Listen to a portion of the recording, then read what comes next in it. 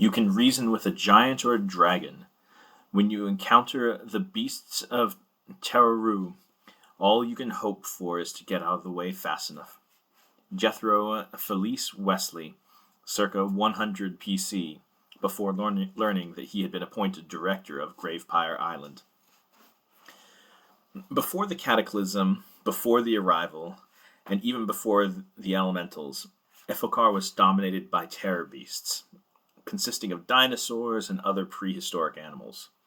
Against all odds, those on Gravepire Island never died out. There seems to be some sort of connection to Ithilkar itself that helps preserve the life on this island. While in the game, the scientific knowledge isn't sufficiently advanced enough to know this, many of the beasts there are from different prehistoric eras. Much like Jurassic Park's, they all mix and match to make a good story. However, unlike Jurassic Park, they have appropriate plumage. The terms Gravepire and Teroru are often used interchangeably, but the real definitions are that Gravepire is the large island, and Teroru consists of Gravepire and the smaller islands immediately around it, and have prehistoric environments. Over the millennium, empires would rise and fall, but Teroru always remained. More than one empire would exhaust itself trying to extract the riches of the land. And the beings that live there now are the descendants of those attempts, and are all that remains of the efforts. Those that have survived did so by forming a symbiosis with the environment. Most of the sentient inhabitants are human descendants of these empires, but since there were colonization efforts by large empires, there are other species as well.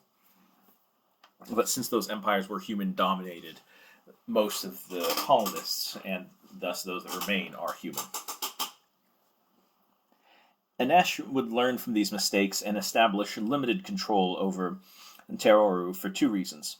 The first was to prevent pirates and other criminals from using it as a hiding place, a high-risk, high-reward situation.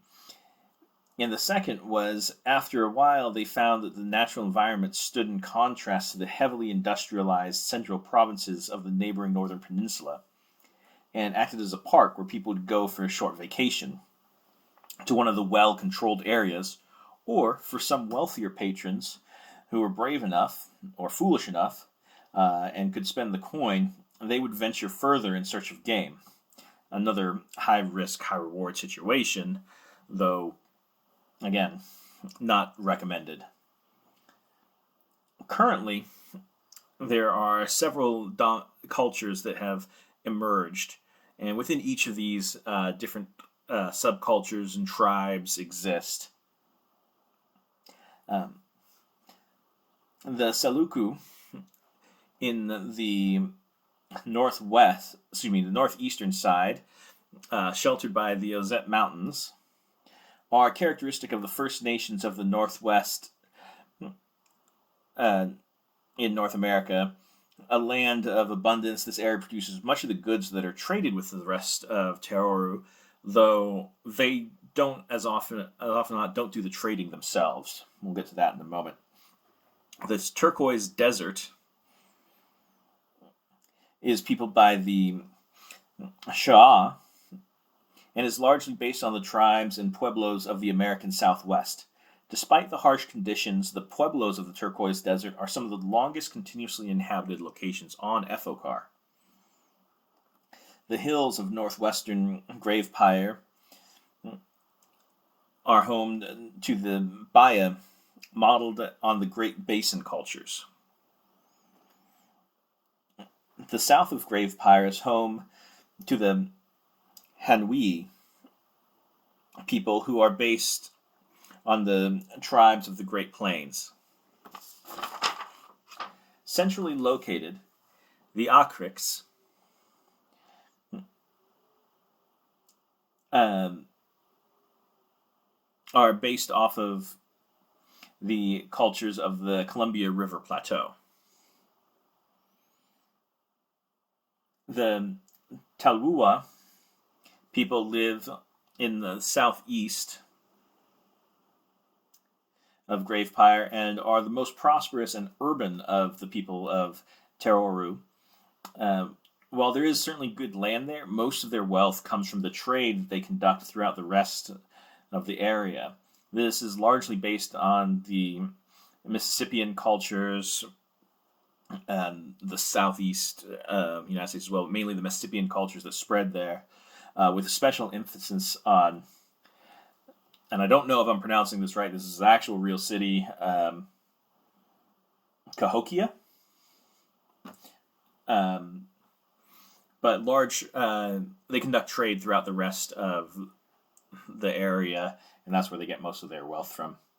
Because of the presence of the terror beasts, the environments are different here, and has resulted in different methods of living as a result. Instead of the horse playing such a key role after its introduction to the Americas, the inhabitants of Teroru will ride dinosaurs and deal with saber-toothed tigers. And the Saluke in the northeast here would hunt creatures like the Plesiosaurus and Mosasaurus rather than whales, so prehistoric animals that would be in the waters.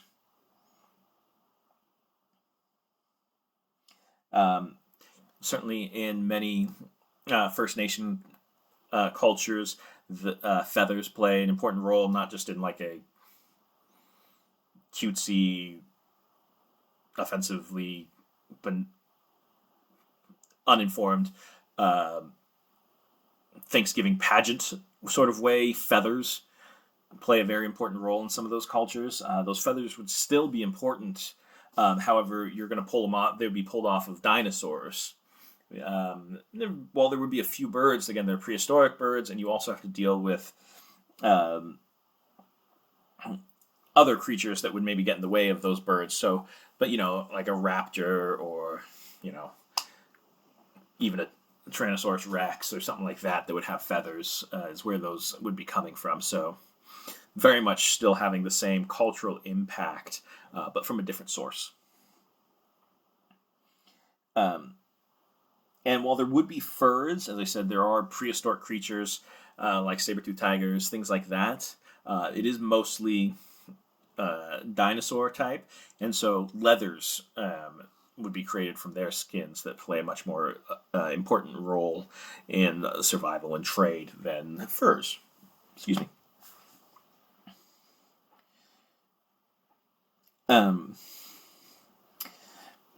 And Prehistoric creatures or pterosaurs like creatures would present their own threats that need to be considered within this area.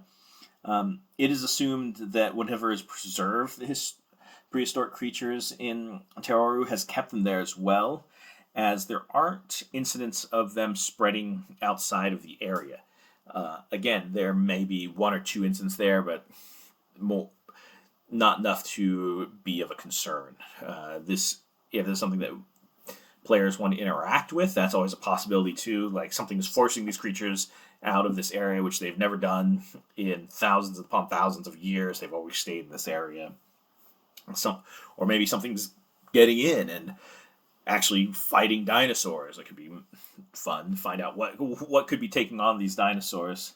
Again, this is another area where somewhat preserved by the neutrality historically between the giants and the dragons.